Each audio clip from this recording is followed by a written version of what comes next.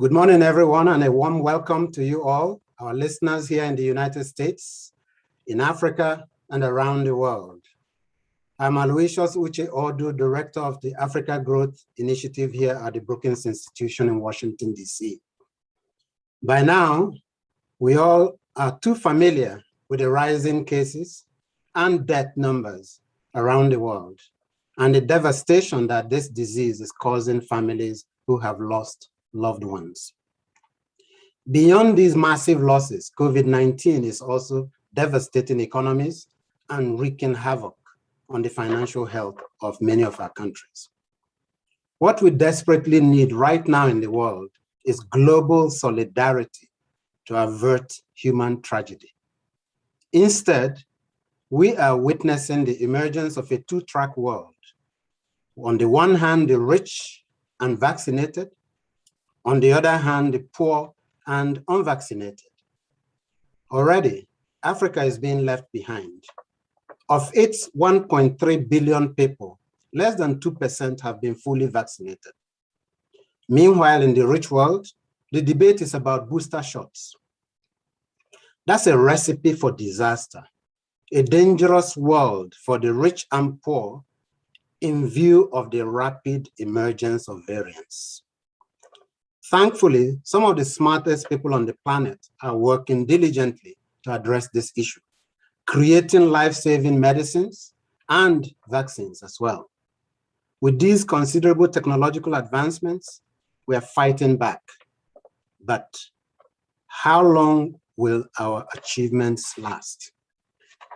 Let's not forget that the continuing interactions between human activity, pathogens, and climate change means, especially if we only manage to stamp out the virus in the rich part of the world. Let me tell you exactly what that means. It means that the next lethal enemy could be just around the corner. Imagine for just a second a virulent strain of COVID-19 that's even more dangerous than the Delta variant and has learned to circumvent the vaccine. The world might be back to where we started when this whole thing began. So what must be done to prevent backsliding in the global fight against the disease? And for our discussion today, what can be done to bring more resources to save lives in the developing world? How can we support Africa and the rest of the developing world in stamping out this virus once and for all? To shed light on the current state of vaccinations in Africa, I am indeed delighted to welcome two distinguished persons. Dr. Agnes Binawaho, Vice Chancellor, University of Global Health Equity. She was the former Minister of Health of Rwanda. And Honorable Dr. Michel Sidibe, Special Envoy for African Medicines Agency. He was former Executive Director of UNAIDS and former Under-Secretary General of the United Nations. A very warm welcome to you both. Now, here's what we'll do. First, our viewers around the world, you may submit your questions to our eminent panelists by emailing events@brookings.edu or via Twitter at Brookings Global by using #VaccinateAfrica. Second, our panelists will take about 5 minutes each to make remarks, opening remarks on the state of vaccination on the African continent. Third, I'll pose some questions and engage our esteemed panelists in conversations. And then finally, we'll take some audience questions. Let's get started. Dr. Sidibe, you have 5 minutes, please. Let me just start by saying thanks to you, thanks to Brookings Institute to really bring us today for discussing this very timely and I can say topical issue.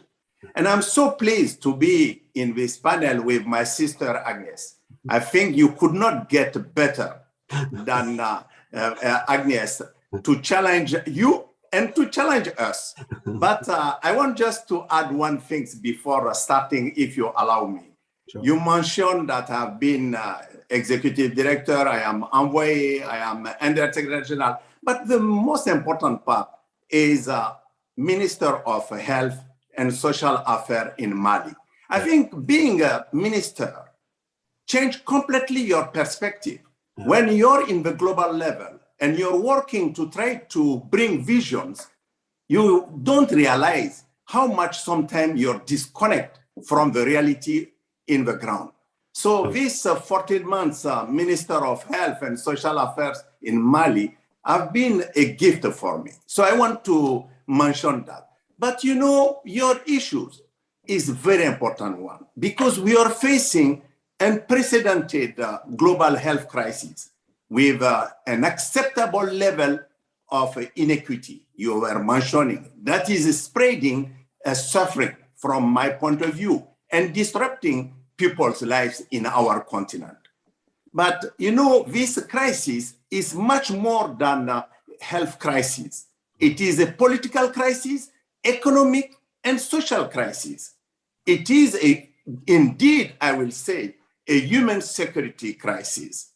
This disease is attacking the very foundations of a society. We are faced with a global commodity crisis. And you were talking about the global rollout of COVID-19 vaccines to date. And it is not, in fact, inclusive and not even adequately planned. You said it. In one end, you have people who have a vaccine, and in other end, you have people who are left behind. Unfortunately, out of a population of 1.3 billion people, just 2% of all Africans are fully vaccinated against the virus. And worse than that one, more than 1.2 billion people have not received a single dose of vaccine. And at the current rate, much of Africa may not be vaccinated until 2023 or 24. So if you are faced with this, such a situation, the pandemic can become endemic in Africa. And a virus can escape from the vaccine, which could really create a catastrophic situation because you can have not just a variant, but a mutant, which could be resistant to all types of vaccines. And it is sad to say it, but we are facing a vaccine apartheid. You mentioned it. You know, this COVID pandemic is bringing to light pre-existing social, economic, I can say, and political inequalities, including inequalities of wealth, health, well-being, social protection, and access to basic needs, including food, health care, and education. Most of our students were obliged to abandon. More than 300 million children didn't get one food, the meal they need to have to be able to continue. So with almost 1.4 billion people, which is equivalent to 18% of the world population, you know, we can see that this continent is still, you know, bearing, I can say, the disproportionate burden of disease. These countries also include 60%, don't forget, of the people who are living with HIV, and 90% of the new cases of malaria. Additionally, we found that with only 6% of the health spending and less than 1% of the global pharmaceutical market, the African country produces only 3% of the medicine we are consuming, less than 1% of the vaccine. So the pandemic is a very urgent reminder that Africa must produce its vaccine and medicine. Sure. And this underscores the importance of establishing the African Medicine Agency. Great. To strengthen the regulatory system for drugs and vaccine, to fight against the scourge of counterfeit, substandards of drugs, and medical products, which is circulating in our continent. Some countries have more than 40% of fake drugs circulating. Right. And to take advantage of the rich flora that can enhance African pharmacopoeia. Yeah. And we need also to take this opportunity, honestly, to strengthen our research and development base, to Africanize research and development. Malaria have been discovered 141 years ago in Algeria. Still, we don't have a vaccine. So we need urgently to use this opportunity to create our research base, to mutualize our competencies, and to really make sure that we protect our people, to make sure that we can bring a new health diplomacy in the continent, which could be helping us to have a consolidated voice when we are faced with a such of, I can say, disparity, divide, which is difficult to accept and understand in 21st century. I stop there. Okay, thank you. Thank you very, very much, Dr. Sibe. These are invaluable points. Of course, you come at it from many, many perspectives, of which I'm glad you also reminded us of many times a while ago when you were Minister of Health. Thank you very much. Dr. Binawaho, if I may ask you 5 minutes, please.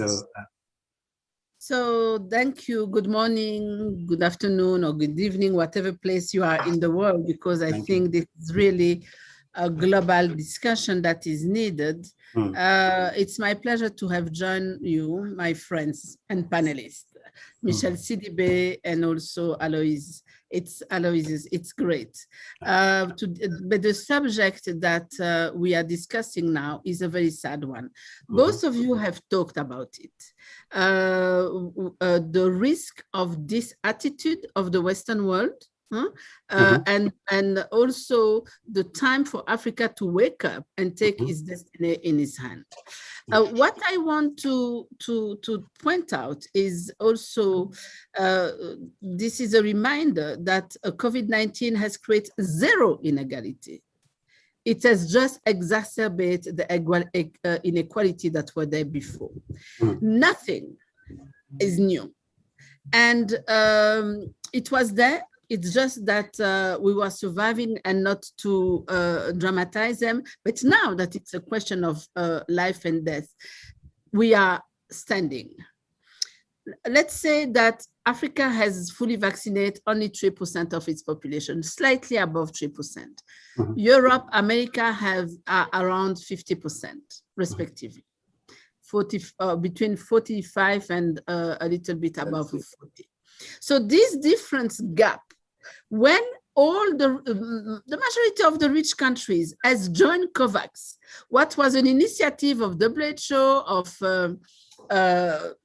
European Union, Gavi, they signed it, that we will first vaccinate 20% of the health professionals and the people at risk, so that scientifically we block the pandemic to expand. No, they prefer to, Western world, the rich people prefer to vaccinate themselves, over vaccinate them, because now they think about doing a shot at the risk of killing the world, because it's not, it's the first time, whatever, that we see the politics take over science when the humanity is in crisis. Those politicians, they know what they do, but they just stupidly want to win the next election. They are ready, they will do that, but they want to get the voice and also in place to educate their people. That's not the way to go, because it's bad for you. If we don't protect and stop the spread of the pandemic, It will bounce back with something we cannot control with the vaccine we have, and it will kill us more. Right. Even look what happened with the Delta variant. What is just a variant, not a mutant. Look how many of the people are dying in the East Coast. And if they have done differently, it will not, the variant will not happen, because India will get access to vaccine normally, etc. And now, they'll, again, amnesia is the biggest pandemic, because they are doing the same. They want to give a third shot to people who doesn't need it. Yeah. And when a big portion of the developing world are only at 3% of vaccination. So mutation will come. And the day the mutation is there, they will die anyway with 3 shots, 4 shots, 5 shots. You can shoot them. It will change nothing to the future of this pandemic. So this means, for stupid reason, not following science, just selfish political reason, because it's politics. They are killing millions of people. And you know why, Aloysius? Just because there is no accountability. If you kill people, if you kill 1,000 people with a gun, you go in international tribunal at La Hague. But you kill 2 million people by bad decision, purposely taken for you to win election, you are safe. So a life is not a life. This is another lesson that I take from them. And the thing that exists now is the storage of rich country about vaccine they are not using. Right. Storage it. We have what happened in the US. They have storage a quantity of vaccine that could vaccinate many times the population. In the end of this year, US, the rich world will have more than 1 billion doses stored when the rest of the world is not vaccinated. Yeah. Even some vaccines are going to expire before being used. They prefer that than to share. So this is also the sign of selfishness, but in a human selfishness, of disregarding the value of the life of people like me, because we are different, and of nationalism. Right. What is important to know, rich country? It's not a threat I send. No. We will never forget that all your speeches about human rights and about this are fake speeches that are used only to slave us again. Right. But when it's time to prove it yourself, you are not there. Yeah. So I can go on, and also about the greed of the pharmaceutical company that are increasing the price when they have already done billion. Right. They have done billion of profit, and Pfizer and Moderna are increasing their price. Now they increase the price for Europe, etc., but it will come to us. Yeah. So the greed at that level, they stock money they will not be able to use during their lifetime, and it killed people here. It will kill people in their country tomorrow. Sure. And I can go on and on. Thank you. No, great. Back to you. No, it is a very, thank you very, very much, Dr. Binawaho. It is a very, very sad state of affair in our world today that solidarity is sorely needed but not happening. Let me turn to Honorable Sidibe. Amidst the fog of the COVID-19 pandemic we've been talking about, what's your view of the relative importance of the following factors in the low vaccination coverage in Africa? Inadequacy of COVID-19 vaccine supplies, logistics and capacity constraints within Africa, and vaccine hesitancy across the continent? Let me just say that we have to be honest. What is happening today is not just about one single pillar. You're mentioning few pillars, but I will say that it is not even fundamentally a question of resource constraint. For me, it's about care, philosophy of life, like my sister Agnes was talking about, is about politics. Right. And it is about a sense of ethic and morality, which is a question here. The challenge are political and ethical. To use our knowledge, I can say common knowledge, wisely for the common good. Agnes didn't talk about common goods, but what we are faced with today is a massive denial of millions of people from their right to have access to medicine. And that will never happen if we have the same approach, which is not considering that in some moment we need to think about drugs or medicine as a public goods. And to do that, you need to change the paradigm. You cannot continue to just be on the profit side, like she said. We need today to be able to have what I call an urgent debate on democratization of health. Health democracy is key, is missing completely on what we are doing today.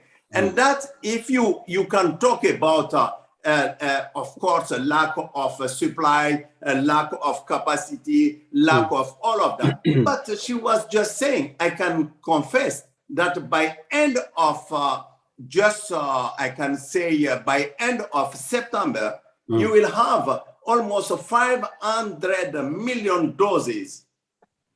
I said doses, which will be stocked in Europe, in Canada, and yes, which could be redistributed. And by the end of the year, it will reach the billion. So for me, you have a serious disconnect. And I want to say that a striking disconnect, unfortunately, in the current debate on COVID, between the reality of the interdependency when you're faced with a crisis like this one, and the resulting challenges, and the ability of government to agree that it is about saving the world. It is about saving the billions which are left behind. That by saving few and not thinking about that we are talking about a virus which can be transmitted, we are making the worst mistake we could make. It is a transmissible disease. So for me, that is the main issue. It is ethical, it is morally wrong what is happening, and we need an urgent debate on these issues of health democracy. Thank you. Thank you very, very much. Aloysius, let me complete, my dear brother. Okay. You know, there is a study done by CDC Africa showing that vaccine acceptance is 80% in Africa. Yes. So don't come here when we are 3% of vaccination. Talk to me about vaccine hesitancy. Just give the vaccine to the 77% of Africans who just want it. So this remove it from the scene. Nothing to do in Africa. I don't say that we don't have a vaccine hesitancy, 20%, but don't talk about hesitancy to what we don't have. We don't care. It's not here. It's out of the continent. So 77% of Africans want to be vaccinated. The second thing is, it's as Michel said, it's a lack of production of the needed vaccine we need to serve the low and mid-income countries. It's the lack of production. It is really one of the first time it happened at this scale, because even in previous pandemic, by production in India and else and in etc. and Brazil, etc., we had enough drugs for the world. Now we don't. So the only, when you don't have sugar in your kitchen, what you do, you go and buy sugar to have more. But when there is no sugar in the store near you, so you just say, who can produce sugar? For vaccine is the same. We can produce vaccine in Africa. We can produce vaccine in Asia. India can produce more. They are not allowed. We could produce in almost 6 countries. They are ready to. It starts, but just because our head of state has really complained too much, and just because they made it was scandalous, this vaccine apartheid. And also, when you see that when it's their own interest, why they don't use, I don't like Coca-Cola, but I love the Coca-Cola model. Because everybody understands that. You can go in any far place, remote place in Africa. You'll find a Coca-Cola if you want. Well, every time you drink a Coca-Cola, the people of Coca-Cola, where they license it, make money. Here, Pfizer, Moderna, and all the others could make the same, licensing their vaccine. Every time you will give a vaccine, vaccinate an African, they will make money. So it's even not for saving their bank account. Their bank account is too full. So really, my question is, do they really want to kill us? Very good, very, very good question, Agnes. Very, very good question indeed. Very, very interesting. Let me now turn to the issue of a different issue. As you both know, Agnes, for you, the Multilateral Lenders Task Force was set up on COVID-19. And this task force comprises the heads of the IMF, the World Bank, WHO, and WTO. And they've just recently called for 50 billion in additional funding to vaccinate 40% of eligible people worldwide by the end of this year. What are the obstacles to achieving this goal in your view, Agnes?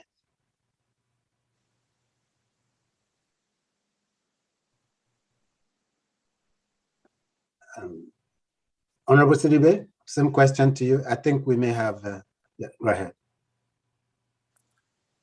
Agnes, are you coming? I think there's a connection issue. So in the meantime, your thoughts. Okay, no, I think what is very important is to have a vision. Yes. And this vision cannot be set by order. Our vision should be ours. The continent need really to reduce completely, and that is has been always my call, our dependency. We are too dependent from Western world or other parts of the world. We need to make sure that we become more resilient, and we create space for our young people, our competent people, to have a platform. I think Agnes is working on that, which can really be used for making them part of the transformative agenda of the continent. So, of course, 70 billion, 100 billion, we can have all type of resources, or like I said from the beginning, resources is important, but the most important is to make sure that we are clear on our vision. We set up our own agenda for making sure that we can be able to produce a medicine in the continent through any type of partnership, producing vaccine, like she was just saying, mentioning. I want to complete it.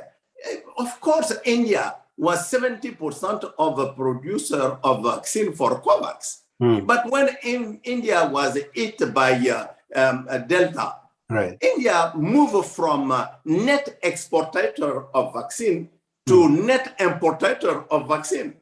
So you cannot be thinking that you will have only one or two suppliers, which will enable us to really So your question with IMF and World Bank and other very important that they are partners, but what is the most important is to make sure that what the continent is trying to do now to set up their own vision, to develop a mechanism which will help us to reduce dependency, to be more resilient. That is the way to go.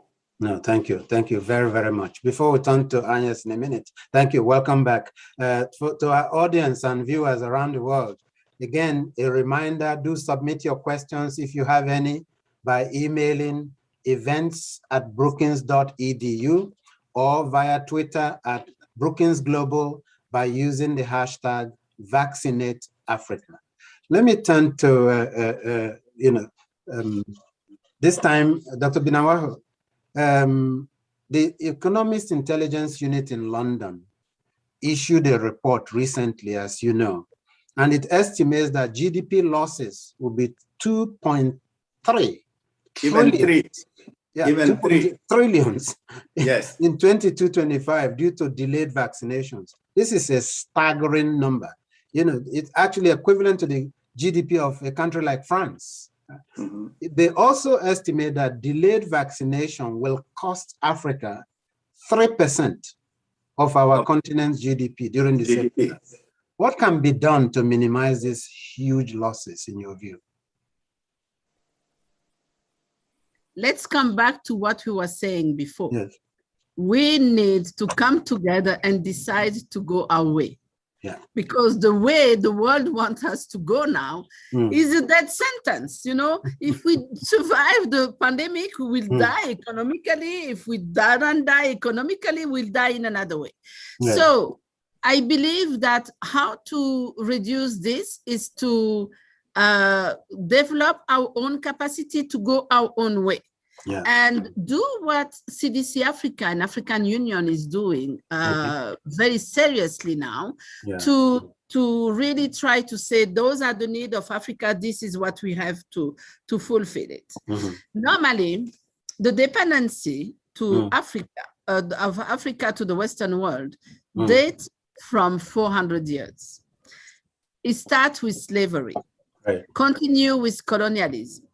During all this period, the Western world became rich on dependence of us, were more rich than them. After that, they give us independence without preparing the continent to the next step of managing state, having a high institution, etc., human resource. So we had to turn to them for fill the gap. Again, they managed to do it without building us, and they create institutions that are keeping us low. IMF is good, but IMF is not good for Africa. I'm so sorry. The only countries that have vaccine now are countries who have refused IMF. Can I say Cuba? Can I say other place? So that means IMF is another tool for power. Remember the structural adjustment of the World Bank. When they say Africa, low-income country should stop investing in human development and they should go in promoting the private sector, then either they were stupid and they should all be sacked, either they were purposely doing that for us to roll back. Because you don't develop a continent without developing their human resources. Absolutely. They knew it. Yeah. They knew it. Yeah. So that means we should look in ourselves what we need for ourselves and produce for ourselves what we need to produce for the continent to go the next step. Right. Thank you. Thank you very, very much. Thank you. Honorable Sidibe, as a former Minister of Health, you were also head of UNAIDS. What applicable lessons can we draw from the fight against HIV/AIDS and indeed Ebola for attacking COVID today? I think we need to just learn that it is about social justice issues. It is about putting people at the center of what we want to do. You know, without the activism, without the people coming from the ground, without community engagement, without changing completely the voice of our citizens for demanding their right to have access to medicine, we would have not have it also with HIV. I was with Agnes. We took 7 years before being able to give them the drugs which were already existing in the developed world to the poor citizen. So I think for me, again, this pandemic, we have to remember the first tsunami is certainly health tsunami. But the economic tsunami will come and will eat us even worse, our continent. You know, you were giving numbers coming from the economists. Is just unacceptable because we will be faced with, of course, education problems. We'll be faced with social protection problems. We'll be faced with people who will be denied more and more from their health. So we cannot keep jumping from one epidemic to the next while ignoring the political will that is required to invest in the foundations of health for all. Unless health is seen as a right, will not be able to make a difference. So for me, that's what I want to add to what we have been saying. I can continue, but I know you want to give space to other people.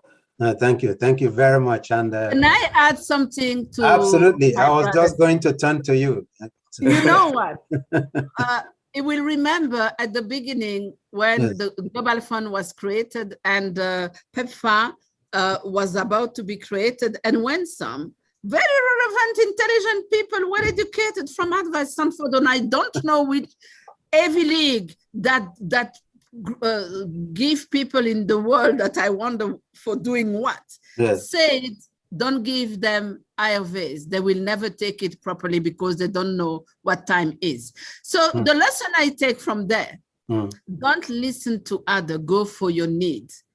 And educate yourself with the science of the day, and don't listen to those parrots and stupid people who are talking out there saying that, like in the beginning of this pandemic, they say, oh, Africa is not so much it because it's too hot there and the virus die when it touched some surfaces. Yes, and what about San Francisco guys?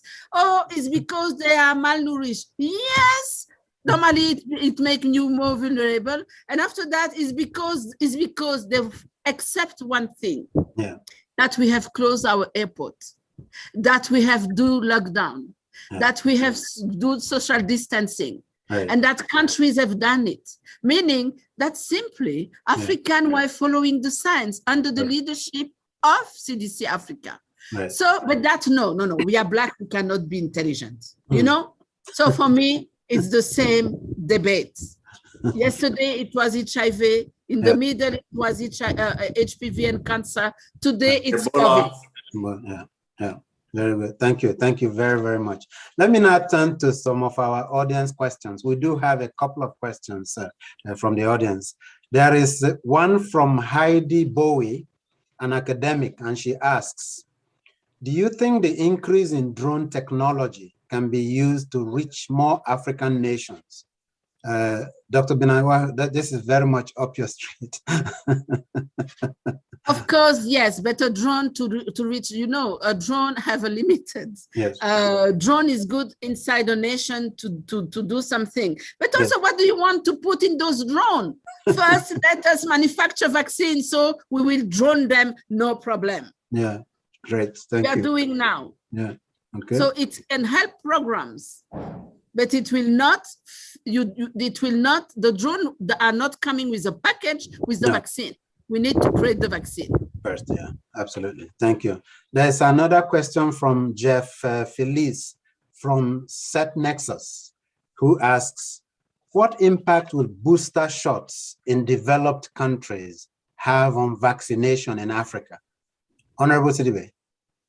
No, the impact is very clear. It will just increase the divide the divide between people who have and people who don't have. The impact is very clear, is that at the end you will lose more life. The impact is very clear that you can have not a variant, but soon you can have a mutant. And you can have a virus which will just escape from the vaccine. And then it will create a global problem again. So I think the impact is multiple. And and is not helping us also to think seriously about how to build a proper partnership for producing vaccine, for setting, you know, I think, and also is the wrong message in terms of solidarity. And it's calling for reinventing solidarity. What we are calling today solidarity is not a real solidarity, because we are seeing clearly that anytime we have a problem, it is the nationalism, vaccine nationalism took over, and people were completely thinking about how to really protect first their people. I can understand that, but I think ethically it's wrong and morally it's wrong. Yeah, thank you. And also Thank you it doesn't protect their people. Because look how many people are killed with variants now, just because they don't protect the others. So understanding that no one will be safe up to the time we are all safe should be the message. Absolutely. If politicians were courageous, but they are not. I don't talk about my brother. I don't talk about my sister.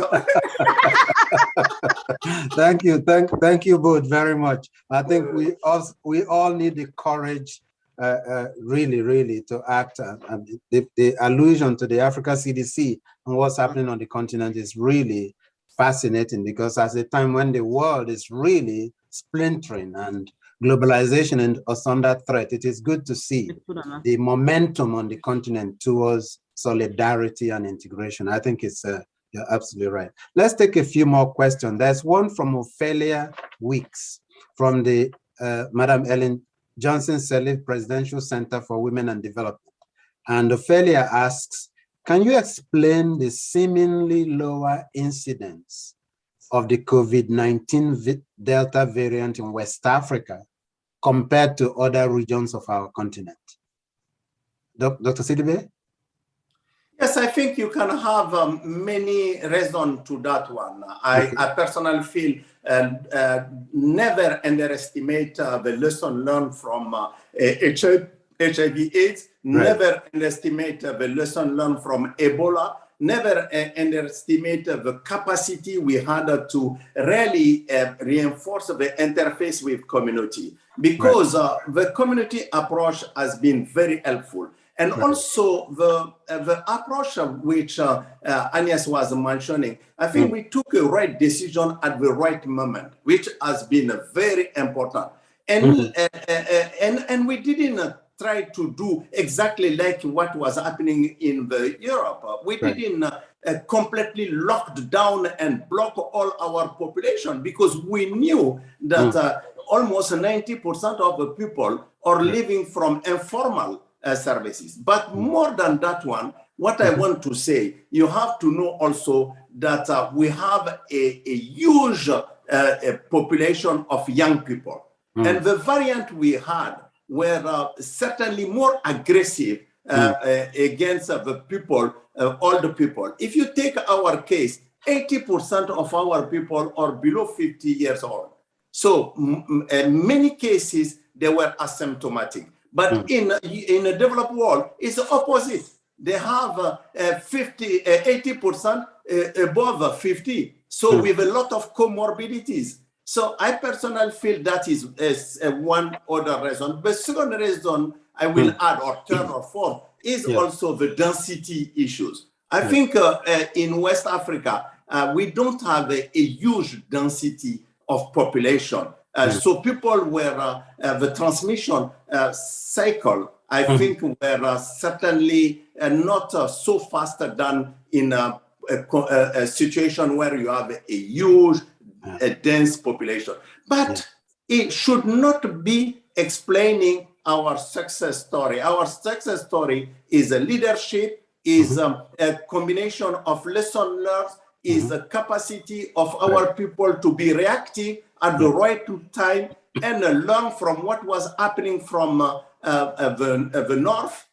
And that is things we should take with us. But it's not enough. We need now to be less dependent. And I can tell you that the second part of, I think the second part of what we are seeing, which will be very important for Africa, is the African Medicine Agency. You cannot continue in 21st century to wait if you have to inoculate AstraZeneca or not, because the decision has been taken abroad, if you have to stop, and if you have to say no, it's not good because European medicine or FDA decided. I think African Medicine Agency is the key for helping us to be able to have a well-functioning health ecosystem. It's coming. We have been moving very fast with the support of political leaders.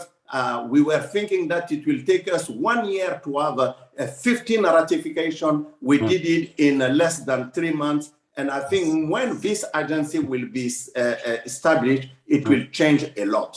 Yeah, congratulations, congratulations indeed. Especially when we rely on political decision taking 2,000 miles from here.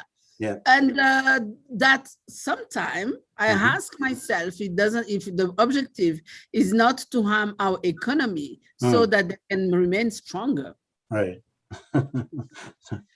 Very, very valid points indeed. And congratulations, Honorable Sidibe, on the fast ratification. Pretty impressive, pretty impressive. Yeah. Let's take one more question from the audience. There's one from Miriam Sidibe. I don't know if it's of any relations, from the Brands on a Mission. She asks. I don't know her. I know her. Okay. She's the daughter of Agnes. And Miriam asks, what's the role of the private sector in all this, in accelerating vaccination in Africa? Very, very good question. In fact, there's also another question from the audience that I want you to take it together. The private sector and non-governmental agencies. What's their role in all this? Agnes first.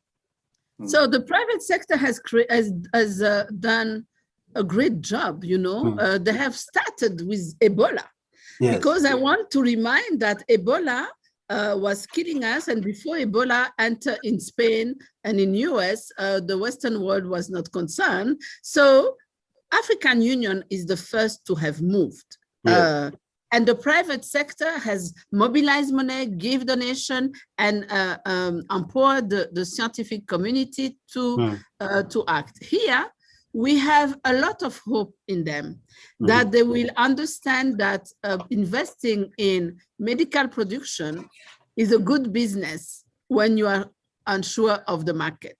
So the private sector has a big role, but they cannot do that role alone. No. They have to do that role backed by the political power of African Union, because they are going to invest in something that Africa never invested before, or very little.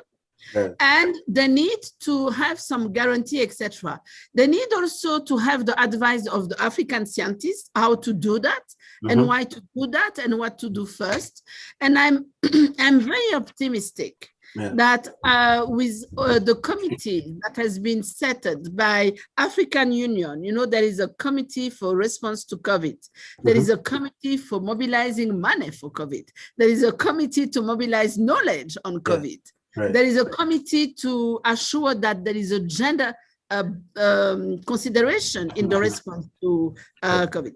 So, and all in the gender response, there is a systemic and institutional response, but there is also a community response. And the role of the NGO for me is like every NGO, all the role of all NGOs in any disease. They are sometimes implementers, sometimes advisors of communities. They are a arm of service delivery.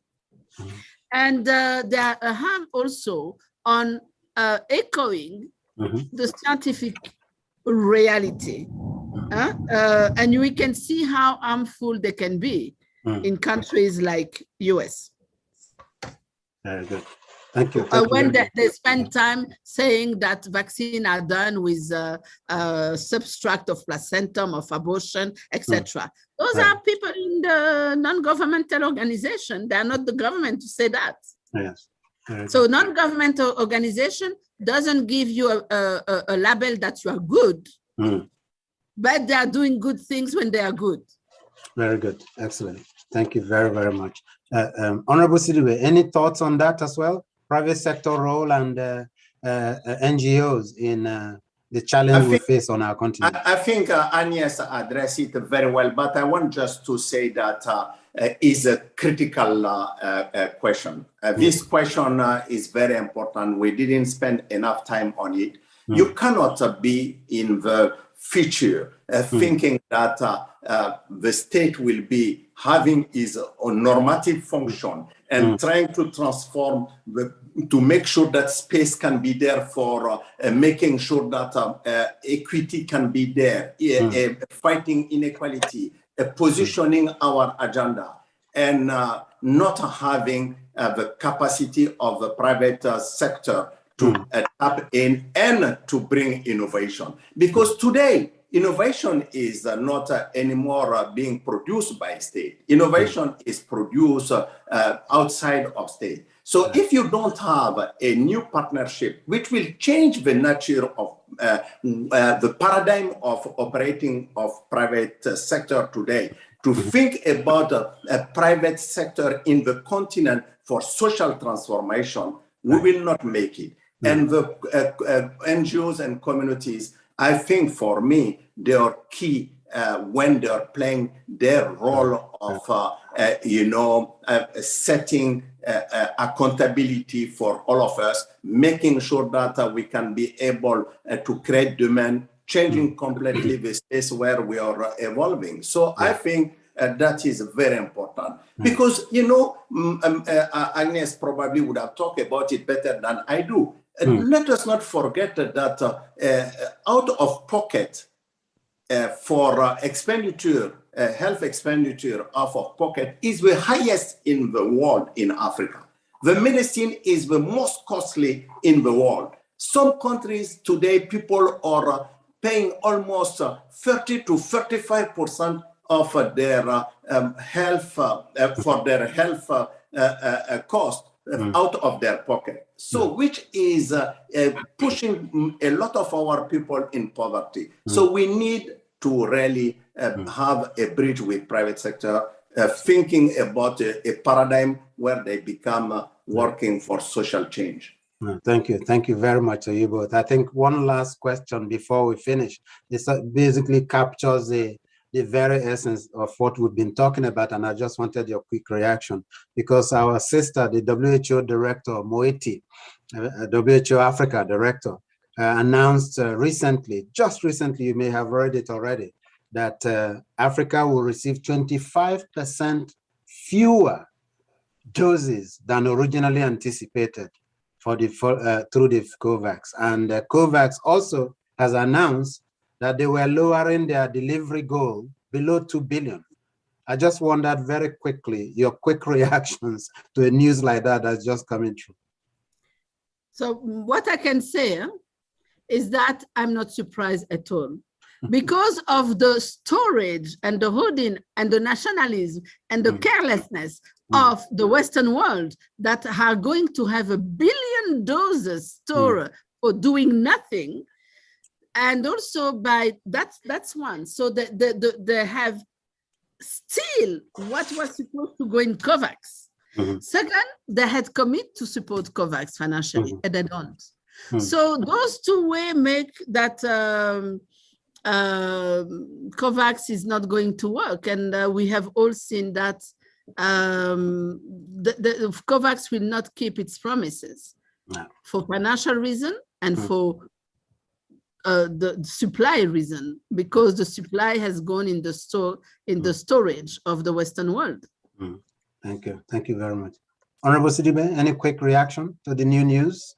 No, I want just to give you the latest data also. You know, 6 billion vaccine has been administered already in the developed world. Yes. And in Africa, 100 million have been administered. So you can see the gap, how you will be able really to fulfill that if you don't address these issues of health democracy. I think it's very important debate. And really to conclude, I think we need to do everything possible to cushion the impact on the lives of millions of people. Because their livelihood and their real economy will be completely impacted. So this means making resources directly available to support workers and households. You know, we don't talk about, we are talking about vaccine, but resource, you know, also apartheid is huge. If you look at the financing which has been put during these few months in the developed world to really protect the business, protect their economy, protect the people. When our people are faced with a major challenge to have even the capacity to go to continue to really support what they are doing. Almost trillions of loss is a major loss. It's not just about health, it's about economic, it's about social problem. And we are going to face the same problem with climate change. Who created the Western world? Who are suffering? The poor in low and middle income country. Who have to pay the recovery? The poor and we cannot develop because we cannot use gas, fuel, etc. The Western world has come and pumped our fuel, has become rich with it, and now they say you cannot use it. So everything we should start giving our own rules of our own development for our own life and be self-sufficient for health and everything. Thank you very, very much to both of you. I think on behalf of the Brookings Africa Growth Initiative, I really would like to express our sincere thanks to you both. We know how busy you are, and yet you made time to come and join us on this passionate debate. This is a topic of tremendous consequence for our people on the continent. I want to thank you again. Thank you very, very much. Thank you. Thank you, Agnes. And bye-bye. Thank you, Agnes. See you soon. Thank you. See you soon. Bye-bye. Thank you. God bless all of you. Thank you for giving us this opportunity. Thank you. Thank you, Honorable Siribe. Thank you. Thanks for watching. Be sure to like and subscribe for more videos from Brookings.